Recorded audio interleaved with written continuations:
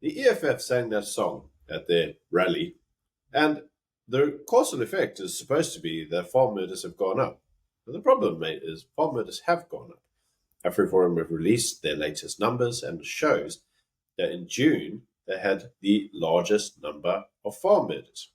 Problem is, the EFF's rally was the end of July. Well, only because the data doesn't align, because there is no data for July and August yet. AfriForum released their stats for the second quarter of this year, and June was the deadliest month for farmers in this country. 14 murders and 30 attacks, which predates the singing of the song at the EFF rally. Now, I have it on good authority from ANC members that they actually don't like the song being sung. The problem is that rural safety as a whole is problematic. It's not just that of the plight of white farmers. And according to the ANC insiders that I've spoken to, the problem that they find is that when we sing this song, all we inevitably do is raise the issue and we make it a whites only issue. The problem is that rural safety as a whole is problematic. So ANC's ministers actually say their own voters don't like it because every time we go, oh, look, it's only whites that get attacked, the problem is that the Africans feel a little bit neglected or left out of the discussion. Well, I suppose that's why the ANC doesn't actually sing it itself. I don't remember last when the ANC sang it post 1994. Maybe there is a case where it was sung once before, but it's only the EFF that sings it because Julius Malema is by and large an arsehole of the highest order. But interestingly, Gator McKenzie, apparently who we are shills of, came out this week to say that, it's actually probably a good thing that the song is banned. The context of the song is different today. There's a lot of stupid people in this country, and people can take it literally, which is something that we said in the past as well. So it's interesting that someone who is not sort of white and Afrikaner is saying, the song is well past its sell-by date. Maybe we should just retire it now. So AfriForum came out and recently stated that they found the media's response to the song to be problematic. Now, their actual reason for that was really telling. Now, one of the reactions you often get whenever you post anything about farm attacks or farm murders is the what about other crimes response.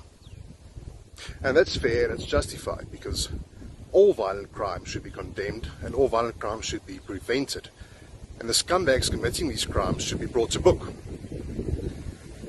But what does make farm murders a little different is that you won't see that response when it comes to any other forms of violent crime. We don't say that about other forms of violence in the country. When we see things like gender-based violence, we don't go, yeah, but what about muggings? We also don't say that when we hear things like Cape Flats where people get shot and little kids get killed. We don't go, yeah, but what about street vendors? There is not really any case of any whataboutism until you come to farm murders. It's the same thing during the course of Black Lives Matters before it became a Ponzi scheme for rich blacks, where people used to say in response to Black Lives Matters, well, all lives matter, right? So now the farmers and AfriForum are trying to be like the Black Lives Matter, and now everyone else is saying, oh, no, all lives matter, guys, but only in this very narrow specific case. When we talk about GBV, we really only talk about GBV. When we talk about sexual assault, we only talk about sexual assault. When it comes to farm murders, we talk about everything else except farm murders. And you know what, Byron?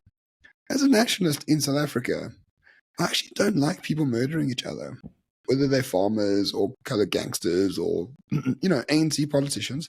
I don't think it's very good to have murders of any sort. So for people to try jump through hoops to say farm murders aren't an issue, it just makes me very cold inside. It's almost like a tacit agreement that it doesn't really matter if farmers do get murdered. No, but I don't like the singing of that song because what it does is it actually breaks down barriers between communities. It means that black people and white people look at each other with a degree of mistrust. It's the morons that go online on places like Twitter and they all start glorifying attacks on white individuals. Juju comes out and says, yeah, but it's not a racial song. It's a song against apartheid. Well, apartheid's over, mate. It ended many years ago.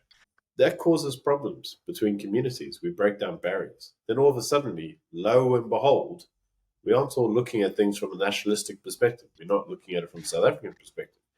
We're now looking at it as two communities that are in isolation and in opposition to each other. That's the fundamental problem. And as we keep saying on this channel, the average South African is perfectly fine with another average South African. Right, as the politics involved that sort of tries to divide the nation as much as possible. And ironically, the politicians destroy the nation, and then the politicians make us distrust and mistrust each other. But as we saw in yesterday's video, Tidy Towns down in the South Coast is trying to be the antidote to that by incorporating everyone to fix the town.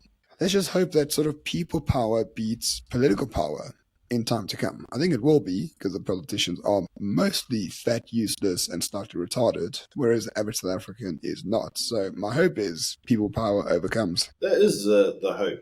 But I suppose, Ramon, one thing that is worthwhile mentioning is that causing this kind of friction between a population increases the chance of revolutionary fervor. This may be what the ANC and the EFF are trying to go for, right? I mean, we all know that they'd love to usher in some kind of socialist system that they can loot and pillage. But this kind of suits the narrative to a degree to divide communities, because when communities stand together, you find that all of a sudden you don't really need the government as much as you used to.